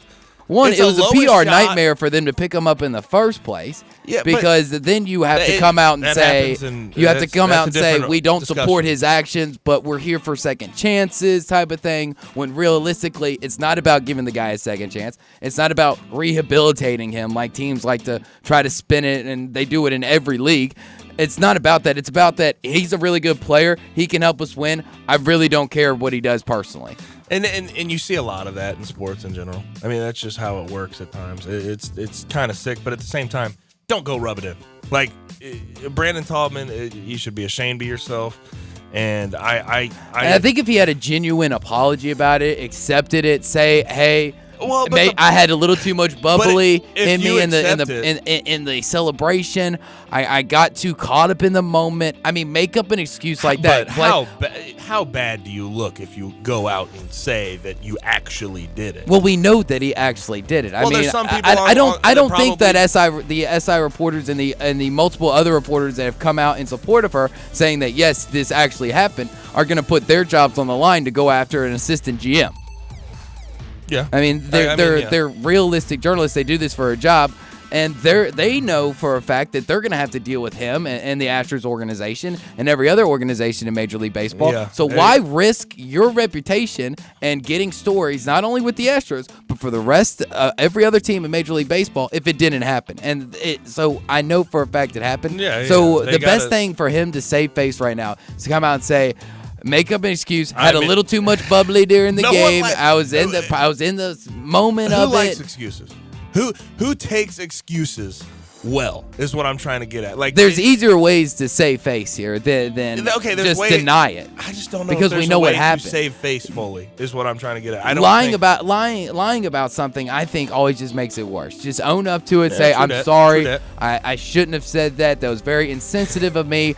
I promise you, even when I'm drinking it with the post-game celebration, I'll watch my mouth again and come out and say, look, I just got caught up in the moment. I don't want these comments to be taken as saying that I'm a supporter of domestic violence, because I'm not. And try to get ahead of it, not deny. That does nothing but make you look guilty, which you are, and then makes you look even worse. And it makes you look like you're not being a man about it, and when you should just come out and say, I'm sorry. I mean, it's that simple. It's the two biggest small worlds in the English language. Just saying I'm sorry and being genuine about it. If he just did that, I think this thing would be better. I'll put it this way. I just don't know if there's a way that he's going to save face correctly, even if he admits that he did so. I'm just saying, if he did come out and just admit it, was genuine about it, I think I personally would be quicker to forgive him, and I think a lot of people would. And people can tell when an apology is genuine, and if he was truly sorry for what he said, which he should be, then I think we can forgive him and we can move on, and then we can do what professional teams quote unquote always say in these situations: just giving the guy a second chance. I can give him a second chance if he's genuine about it. Yeah, man. But again, I just don't know if he can save face at this point. Moving on to the NBA and China situation, there's been a lot of bad takes. Charles Barkley said, when it's about money, just take the money, basically. He said this about 2 weeks ago.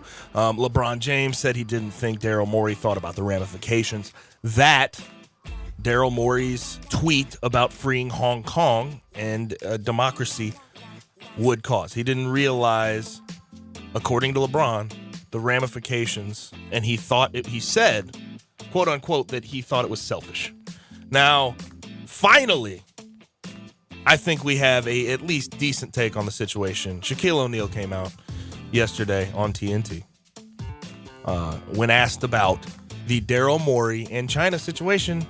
This quote, he said, "One of our best values here in America is free speech. We're allowed to say what we want to say, and we're allowed to speak out on injustices, and that's just how it goes. And if people don't understand, that's something they have to deal with." And I think that's very, very true. And I think Shaquille O'Neal is one of the first, well, not one of the first, but as far as the people that have commented on the situation, he has seemed sort of on the side of Daryl Morey. Whereas you look at LeBron, you look at Charles Barkley, there's a situation where they really weren't. But I really think Shaq has the correct take on this. You need to speak out on injustices regardless of the situation. We don't have to apologize for our honesty, for what we say, if it is speaking out on an injustice that you think is wrong in the world. I think the reason why Shaq is right in this situation, and I think the biggest reason that a lot of players in the NBA, whether they're not speaking about it or you're LeBron, who had the complete wrong take, is I understand the money. If I'm LeBron, I understand the money factor. But here's what I also understand. I make enemies with China. I don't have to see China. I make enemies with people here in America over freedom of speech, over the Constitution. Not with the way things are going right now. It's not the amount. Everything's going to drop. But here's if I'm stuck between a rock and a hard place, which is what they were stuck between a rock and a hard place. Do we still make money with China? Because that is a lot of money. I mean, obviously, there's twice as many people over there than there are here. You're going to make more money over there. Mm-hmm. Or do I stand up for what a main value that this country was built on, and what 99.9% of the people and my fans that I have to see in arenas every night in and night out during an NBA season believe in? I'd rather make friends here and enemies afar than make friends afar and enemies here. Yes. I think that's the way that the NBA players should have, and regardless of how mad you are over the loss of income, remember, you don't have to see the Chinese government night in and night out. But you got to see the American people at the Staples Center. You got to see them here at FedEx Forum. You got to see them in Portland. You got to see them everywhere. I was so damn disappointed in LeBron's comments. I can't stress that enough. To say that Daryl Morey was selfish in his way of thinking on it just sounds ridiculous. I don't know what the response he thought he was going to get out of that. He tried to take it somewhat, I guess he thought he was being political about it, but it just came out so detached, so business first, so money first, that I think a lot of people have soured to a certain extent on what LeBron James has, his take on this whole China situation. And the problem with, and I think we can honestly, I'm not going to say it's all the media's fault because LeBron has always chimed in on things, but then again, we've also, all of his life, since the kid was 18, we've asked him about everything, yes. Not just basketball, not just on-court stuff, not just NBA off-court stuff. We've literally asked the man about everything. But I think this is the most controversial,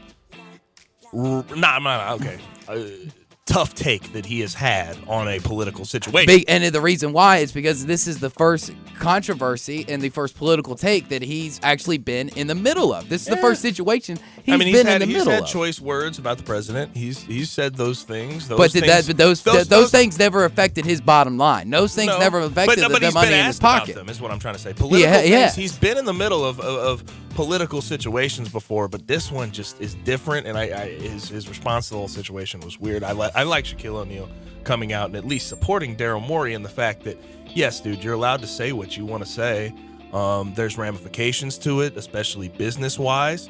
But in the end of the day, if you think there's injustice, you can speak up for said injustice. You can, and that's what makes this country better than China, because we are allowed to say and believe and do the things that we want to and express ourselves in the way that we best see fit. And if Daryl Morey best saw his expressing himself by sending out a simple tweet and just showing support for China, then that's his right, and that's what he should be allowed to do that, and we all should back him for that and not say that he's stubborn because he doesn't understand the situation or doesn't understand the things. He knows the books. He knows how much money they make in China, but he also sees the real human injustice that is going on over there, and he was informed, and he made a decision to do it. It wasn't stubborn, it wasn't stupid of him, it wasn't selfish.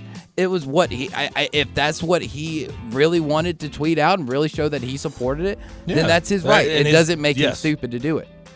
No, not. I just think, the situation personally, I think, has been blown to a point where people are acting like it's some new-fangled situation. No. This country has done business with China for years and years and years and years. And we can't act like this is the one situation where, the difference is Daryl Morey worked for the Houston Rockets, who basically was China's team for decades with Yao Ming. But the difference is the NBA, somewhat have issued, and some of the people within it issued an apology to China as a country. And I just think this is blown to a place, and it's way more complicated than people give it credit for. But now, we have something out for the season. Did you hear about this? I did not. Enlighten me. The Sooner is out for the season. I know you saw the big spill. I did, and that poor girl, she went flying. Oh, my God, and the dude. But they actually landed. No one was hurt somehow. But it is out for the season. They both thought on their feet. When they hit the ground, they rolled. That was a good move. Yes, by them. The famed Sooner will not ride for the rest of the season. The covered wagon and the 2 white horses will not ride for the rest of the season. OU Senior Associate Athletic Director Kenny Mossman said the Schooner is being repaired for display. It will just be displayed at home games, and a new one is being built in time to run again at the spring game next season. But they've done it so many times. I don't know how they had that spill. I think it's happened before. It probably has. But I mean, that was a rough one, and I saw the wheels fell off. They had to try to control those horses before they took off too far, but they ended up beating them. Well, that's the thing. You're always going to have something is eventually going to go wrong when you involve animals, and especially wild animals. I know horses aren't quote-unquote wild animals go wrong.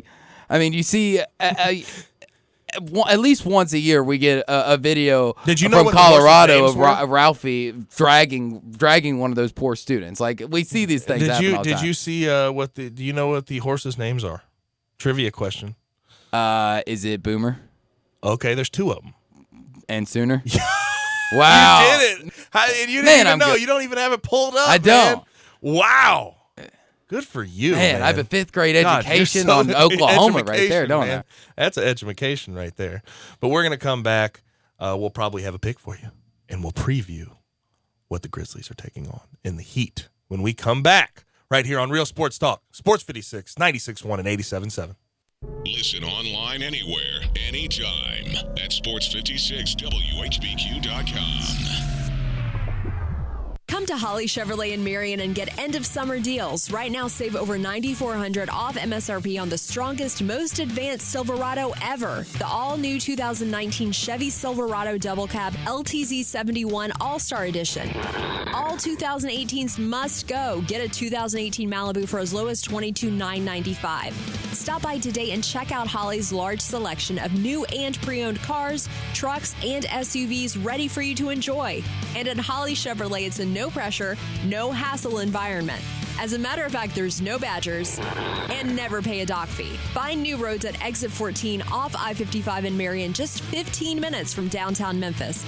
HollyChevrolet.com. 2019 Chevy Silverado Double Cab LTZ 71 All-Star, stock number N3607. 2018 Chevy Malibu, stock number N3377. All discounts, rebates, and incentives are included and applied. Must qualify and finance with GM Financial and have a 2005 or newer GM product. Prices include tax, tag, title, registration. Take delivery by 10/31/19. See dealer for details.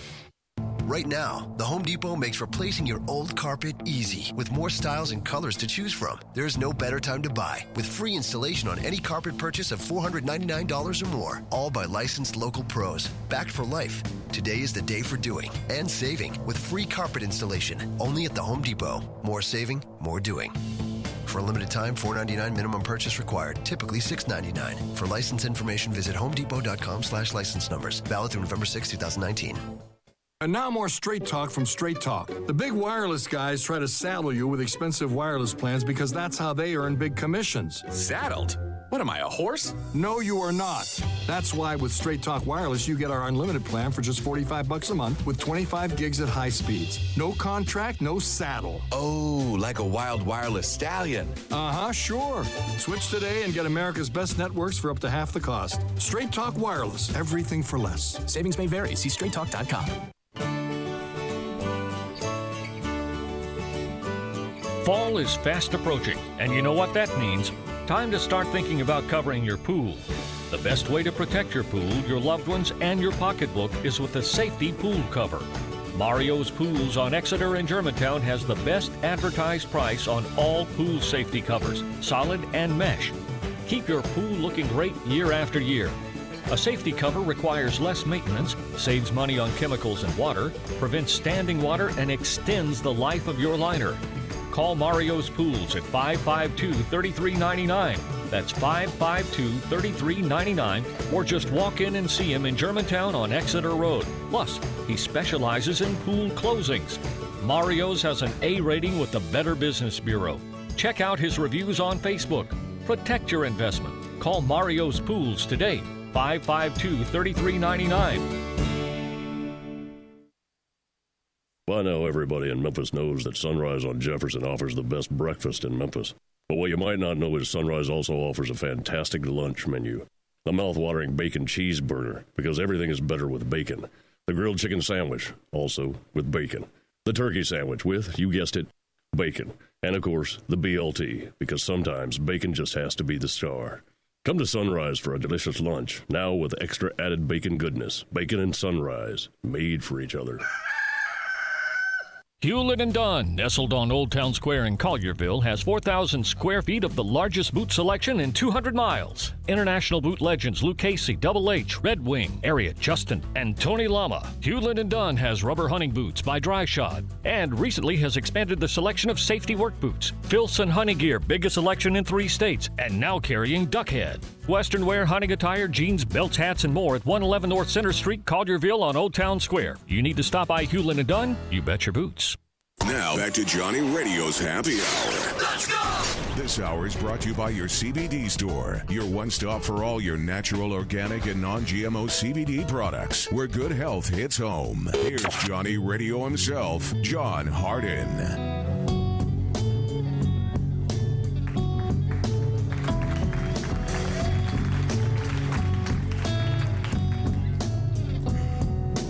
Many a hand has scaled the grand old face of the plateau.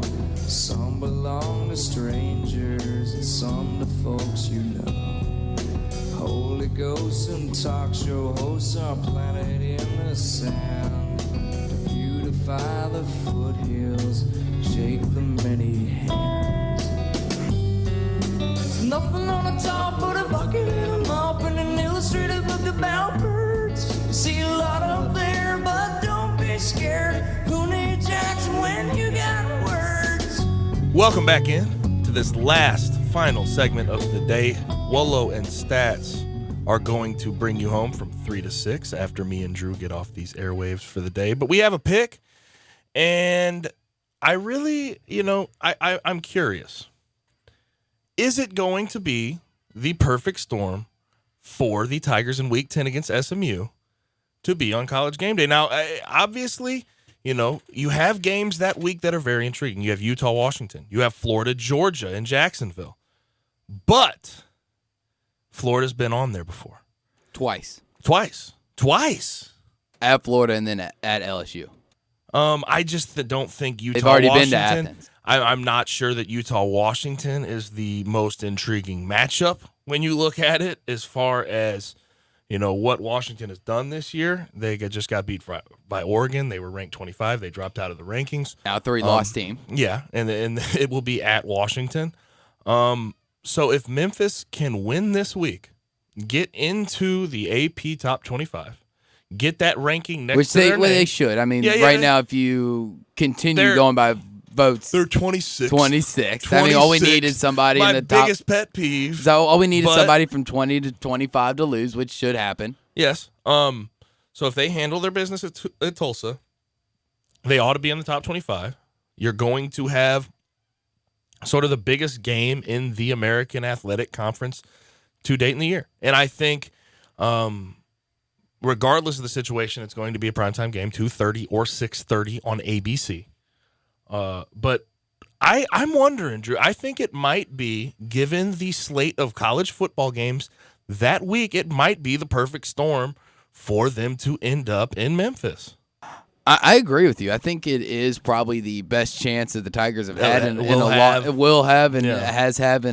long time to get the prestige of College Game Day coming to Tiger Lane, which they'll probably do Tiger Lane. They wouldn't try to go out in front of the UC and try to do it on campus. I know at some places where they do it, where they've been multiple times, they go to kind of different spots, either by the stadium or around campus. I think I saw when they were at LSU a couple weeks, I think that was kind of a different setup than what they've had in the past. So they'll probably be right there on Tiger Lane, and I think it's the perfect storm. I think SMU's gonna be undefeated by the time. They'll probably be somewhere around 15. Where are they at right now? 16. They're 16 right 16 right now. They'll probably be taking on move Houston up tomorrow. They'll probably move up, probably be around 14. Hopefully the Tigers be somewhere around 23, 22 at the time of the AP. And let's not forget the CFP comes out here in the next week or so. So depending on that ranking, 5th. which, the Tigers have always somehow,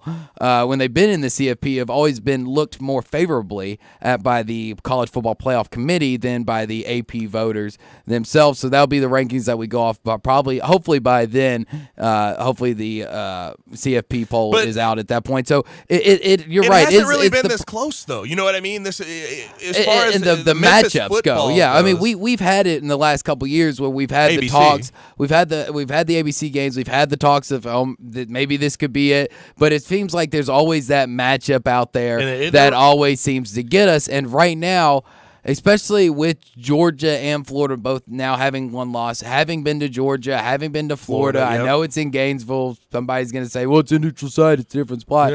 But they've already done it there, and I think it's time that, and I think the American itself has gained enough respect for it to be a legitimate game day spot. I mean, they did it last year at Cincinnati. Yeah, they signed Cincinnati's Central Florida game. They're going to have to make it to an right American time. Conference. I mean, they do it. It seems seemingly every year. They did it USF, UCF 2 years ago. But again, that Florida-Georgia game obviously is the one that is like, of course, that would be the one they would do game day for. But they've done it there thousands. They've done it in Gainesville 1,000 times. It's time to mix it up. Let's do Jacksonville. No. They're in Gainesville, but the game will be played. Yeah, I know. I just got the Bills mixed up in my head. Yeah, it's just that's the game they're competing with at this point. They're obviously going to have to handle business at Tulsa, or none of this is even on the table. It's not even a conversation. Now, here's the thing that would make me really, really mad, and I doubt they do it because I believe they're going to Fargo this week, right? They're doing the North Dakota State trip that they do every now and then. What would really make me mad is if they try to go really outside the lines 2 weeks in a row and go to some school like James Madison or something, which I believe they've been there before. Like, that would make me feel even more slated against game day to never come here, as if this is the perfect situation. This is the time. This is the right place for them to be. And if they chose to even go further outside of their normal box, that would make me even more mad. But I don't think they do that. I think if the Tigers win this week, SMU wins this week, I think you can go ahead and put it in stone. You should. Okay. I don't know if I'm ready to say that, but I do think that it's looking like the perfect storm. like just truthfully. Because the other game besides Georgia and Florida is Utah-Washington. That's a 3 p.m. game on the West Coast. I just can't see that being a And Game Day really doesn't like doing West Coast games, I can't see that being a good college game day game. In the Pacific time zone, because they start here at 8 o'clock. Kicks off at 8 o'clock here in the Central time zone. That's 6 a.m. in the Pacific time zone. So I don't think Lee Corso and Herb Herbstreit really like being in makeup at 4 a.m. And I don't think Lee can handle those early type of mornings, man. He's been struggling lately. But obviously, we have a pick, even though John is bedridden right now and sick. He gave us a pick because he's Johnny Radio. That's what he does. He does the nicest things for people, and he figures it out. But look, we have a game tonight. We have at 7:07 p.m. Game 2 of the World Series. Washington, Houston, Strasburg going for Washington.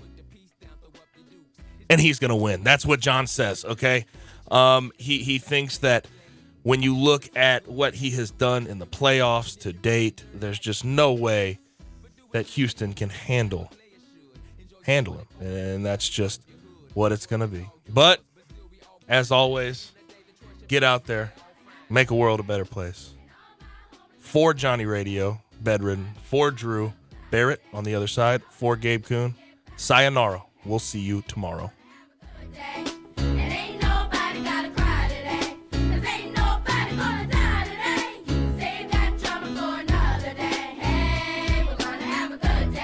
It's back. The Carhartt Crazy Sale at Frontier Western Store in Olive Branch. Visit Frontier this month for huge markdowns on clearance Carhartt items. The latest fall line just launched also, and Frontier is fully stocked. We've got jeans, shirts, bib, overalls, jackets, coats, gloves, belts, boots, and more. And to make room for all the new items, we've discounted a number of short-sleeve plaids and T-shirts. Save up to 50%. All Carhartt jeans are now $5 off. This is the last jean sale of the year, so stock up now for yourself or for someone else for the upcoming holidays. Christmas will be here before you know it, so you might as well save some cash now on what you know you'll need.